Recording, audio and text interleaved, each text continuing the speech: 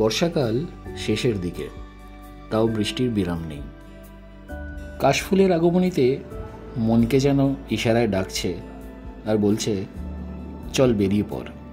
তাই 30শে সেপ্টেম্বর 2023 আমরা কয়েকজন মিলে বেরিয়ে পড়লাম পুরুলিয়ার উদ্দেশ্যে। পুরুলিয়া, যেখানে একই সঙ্গে পাহাড়, জঙ্গল, ঝর্ণা আর লেকের মেলবন্ধন ঘটেছে। পুরুলিয়া যাওয়ার সবথেকে সহজ উপায় হলো ট্রেন। আমরাও ট্রেনে পুরুলিয়া গিয়েছিলাম। রাত 12:05 18013 হাওড়া বোকারো স্টিল সিটি এক্সপ্রেসে স্লিপার ক্লাসে আমাদের টিকিট ছিল।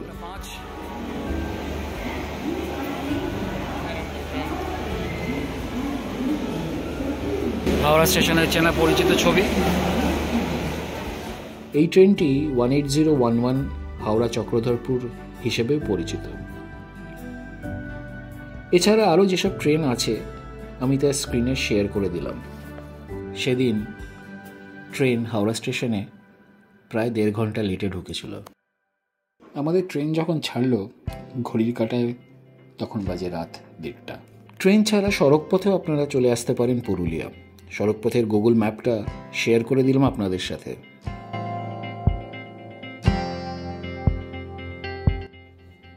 ভোরের আকাশে তখন একটু একটু করে আলো ফুটছে।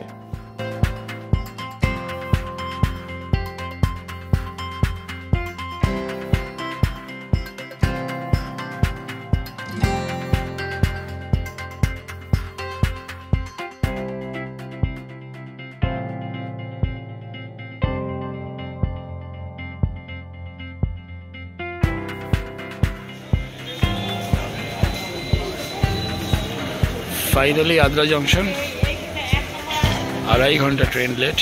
এখানে একটা কথা বলে রাখি, যারা গড় সার্কিট ঘুরতে আসবেন তারা আদ্রা স্টেশন, এবং যারা অযোধ্যা সার্কিটটা ঘুরে দেখবেন তারা বারাভূম স্টেশনে নামবেন।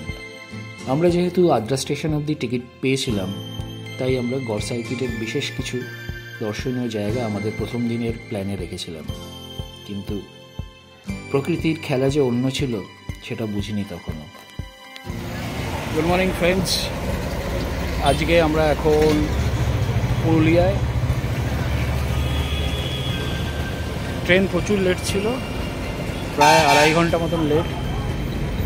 এখন আমরা একটা নর্মালি একটা 2টো রুম নিয়েছিলাম, রেস্ট রুম টাইপের, যেখানে আমরা একটুখানি ফ্রেশন আপ হলাম। এবার আমরা বেরোবো। আজকের ট্যুর প্ল্যান মোটামুটি, তাহলে আজকে আমরা যাব হচ্ছে জয়চণ্ডী পাহাড়, গড়পঞ্চকোট, পঞ্চায়েত ড্যাম আর বারন্তি লেক। ব্রেকফাস্টে আমরা নিয়েছিলাম আলুর পরোটা আর টক দই। খুবই বাজে খাবার ছিল।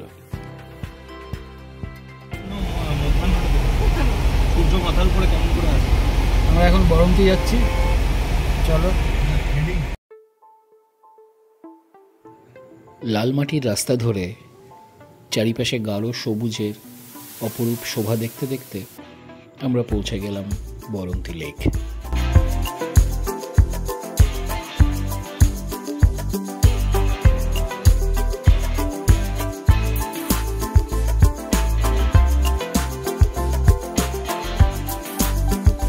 গাঢ় নীল রঙের সে লেক দেখে কেমন যেন বিমোহিত হয়ে গেলাম। এটাই বরন্তি লেক। এর পোশাকি নাম রামচন্দ্রপুর জলাধার হলেও লোকে একে বরন্তি লেক নামেই বেশি চেনে।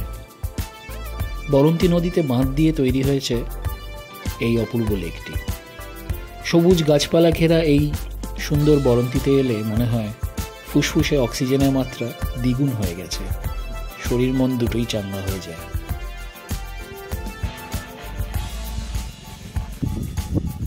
পাহাড়ে ঘেরা মাঝখানের লেক। হ্যাঁ,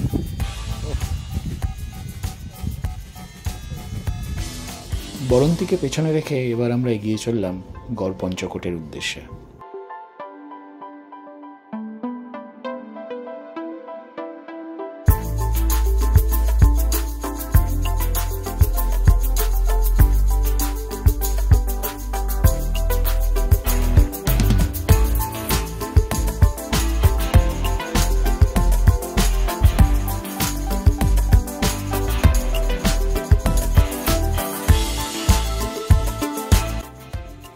পুরুলিয়ার পাঞ্চেত পাহাড়ের কোলে অবস্থিত এই গড় পঞ্চকোট। এখন এটা ভগ্নপ্রায়। ভগ্নপ্রায় হলেও একসময় এটি ছিল পঞ্চকোট রাজা সিংদেও ডাইনেস্টির অন্তর্ভুক্ত।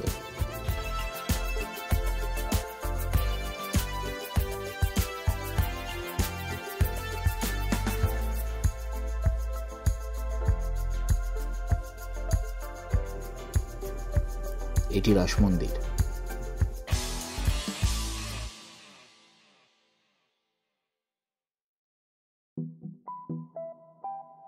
চারিপাশে পাঞ্চেত পাহাড়ের অপরূপ শোভা দেখতে দেখতে এখানে চলে এলাম। শোনা যায় 1800 শতাব্দীতে বর্গী আক্রমণে রাজার পরাজয় হয় এবং তারপর থেকে জায়গাটি ধ্বংসস্তূপে পরিণত হয়েছে। এই টেরাকোটার মন্দির হয়তো তারই সাক্ষী।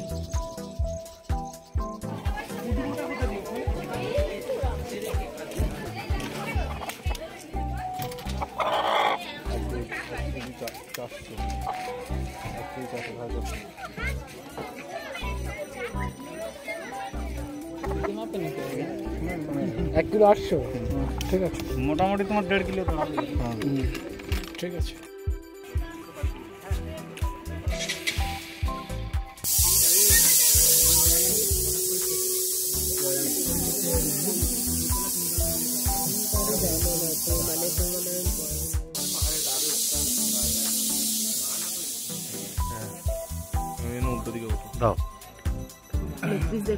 আমরা সেদিন দেশি মুরগি দিয়ে দুপুরের খাবারটা সেরেছিলাম। মুরগি দারুণ রান্না।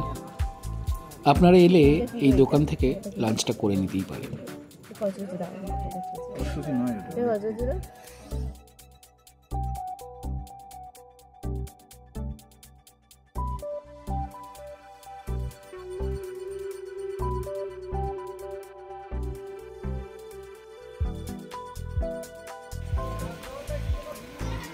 বৃষ্টি শুরু হয়ে গেছে এখন।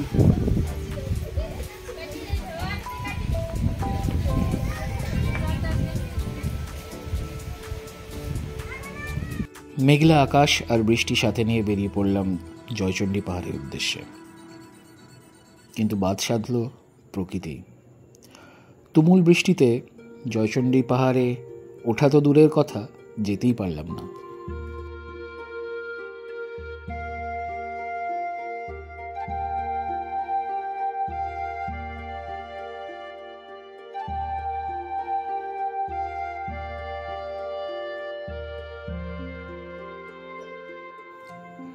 আসলে আমাদের হোটেল বুক করা ছিল বাগমুন্ডিতে, হোটেল হিল কুইন। সেটা আদ্রা থেকে প্রায় 110 থেকে 115 কিলোমিটার দূরে। যেতে লাগবে প্রায় 3 ঘন্টা, আর সাথে উপরই পাওনা এই তুমুল বৃষ্টি। তাই এবার আর দেরি না করে রওনা দিলাম হোটেলের উদ্দেশ্যে।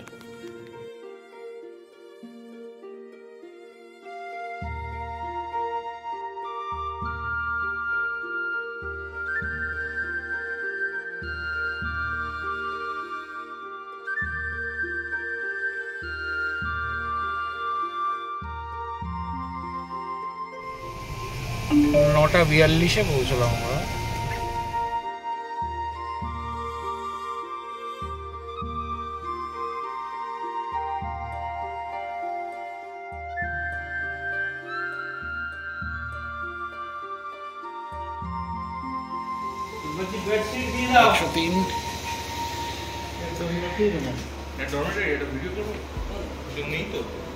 এই হচ্ছে আমাদের রুম, একটা ডাবল বেড, 3 জন থাকতে পারবে। আমরাও 3 জনই থাকবো। একটা পেন্টিং রয়েছে, লাইট ফল সিলিং করা।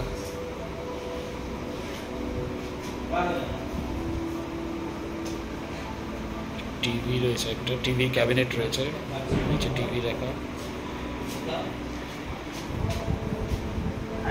এসি।